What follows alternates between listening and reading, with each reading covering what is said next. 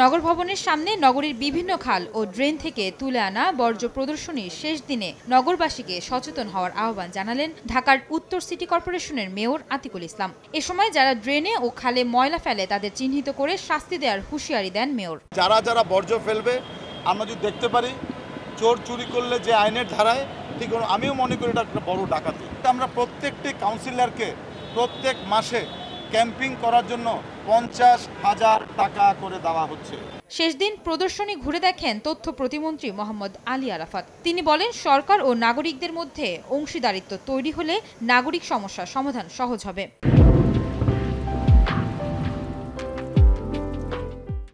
নাগরিক তার দায়িত্বের জায়গা থেকে নিজ দায়িত্বটুকু পালন করলো, তখনই সরকার আর নাগরিকের মধ্যে একটা পার্টনারশিপ তৈরি হয়, তখন সমস্যাগুলি অনেক সহজে দূর হয়।